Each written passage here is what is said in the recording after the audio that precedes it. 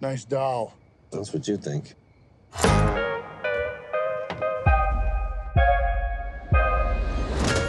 Did it work? The evil is contained. It's not good for anyone to go in there. Everything in there is either haunted, cursed, or used in some ritualistic practice. What about the doll that's in there? Annabelle, she's in a case for a reason.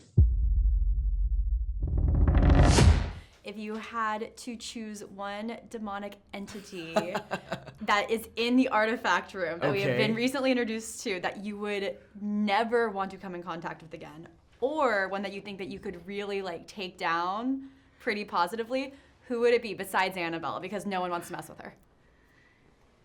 That monkey annoys me. I love the monkey. That monkey annoys me with his snarl. The monkey, that weird smile. It's so.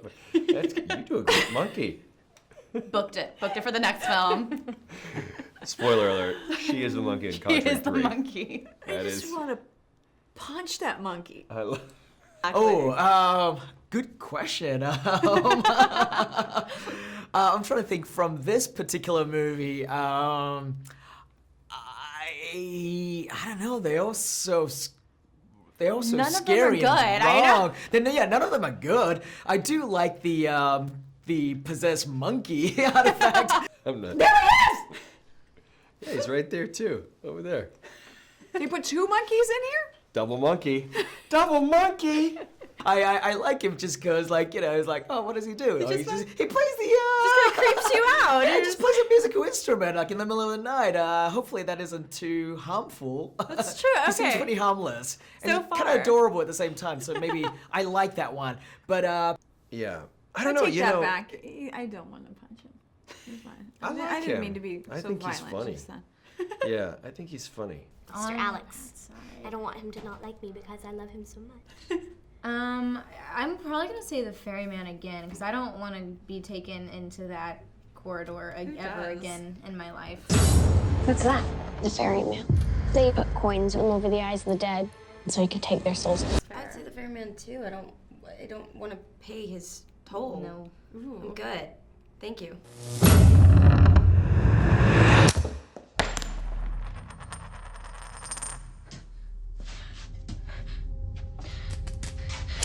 No!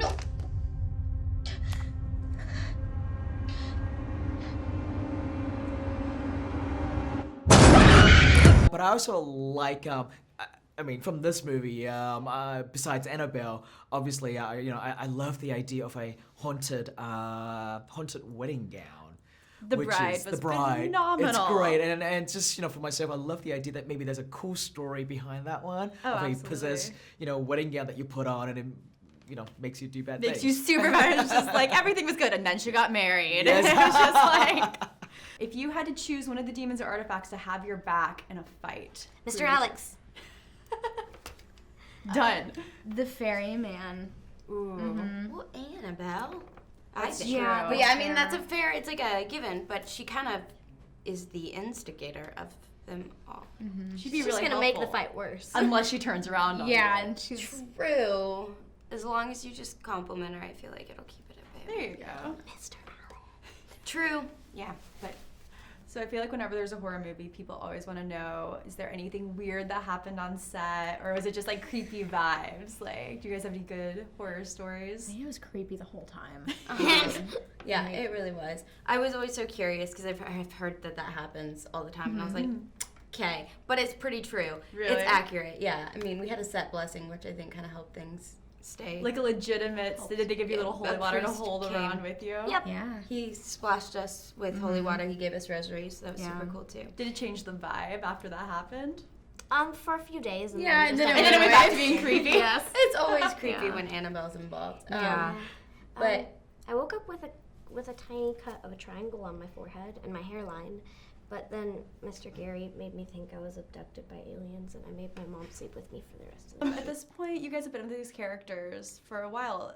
Do you feel like there's been a change in how you see the characters, how you approach them, how you've grown with them? I know. You go away, you do a bunch of other jobs. You have to keep the last thing you want to do is coast through it. You know, you really need to. Absolutely. I think the audience too wants to I was see this talking. marriage. I just want to. It's like a real marriage. Amazing. Go. I think the audience wants to see this marriage grow along with us. Grow and die. Can you tell how it's changing? I can tell. I see the dynamic shifting before my eyes. It's amazing. What's this? You folks need to turn around. Pretty bad accident up ahead. Anything we can do? You a doctor or something? Or something. Ooh, I have a fun story that I just remembered. This one we haven't told yet. Oh, cool. So there are times where like the house shakes because it's scary. Oh, I remember this. Yes. And so we were doing what's called a shake test, which is where but they didn't want to, and JP made them. Well, because they need to, and this is why they need to, and this is why we do this, is because they make sure everything is safe for everyone. So we all sit and watch everything happen to make sure everything's fine. So they're shaking the entire room, meaning everything is shaking. It's like all of the things. And we rehearsed a path of where we were running. And so we all 3, 2, 1 shake test, and literally the exact path we were going to run through, one of the giant glass cabinets. It reminded me of Annabelle Creation because it happens in Annabelle Creation. Just comes crashing down right where we would have been running. Like, but this is why we do shake tests. Right. We were very safe. Yeah, and it was timed. We had rehearsed without that, and it was timed pretty perfectly to where we would have landed. Yes. So that would have. But I think it was Annabelle. Fair. I don't think just she giving wanted us us her- in there. But it was very creepy. Nod of approval. But then it was all, everything was good and we were completely Luckily, safe. everyone was safe. Yeah, so it was fine. This movie is such a wonderful balance of horror and creepiness, and then these moments of laughter. Like, you have the audience screaming one second, bursting out into laughter the next. Can you talk about finding that balance in the creation of this? Well, I really think that's the genius of Gary Doberman, the writer-director. You know, I really think what makes his stuff so good is he's a talented writer, and he really loved to write and create characters that we care about, and that's something that's always been there in the Conjuring world. You know, creating characters that we can relate to, that we find endearing, that are human. And that was definitely the case with Annabelle Comes Home. You know, the fact that this, you know, deals with Ed and Lorraine Warren's younger daughter and the babysitter looking after her, you know, on that one scary weekend. And so naturally it has a very different vibe to the other film. And so, you know, when you deal with a sort of a younger set of characters, it feels like it wants to be a bit more fun. And it feels like it wants to be funny as well, you know, in all the right areas. And so I love that this movie kind of has its own sort of tone compared to the other film. It does. It has a very different spirit, but it still like fits within the whole Conjuring family. Yeah. Annabelle is the beacon for other spirits.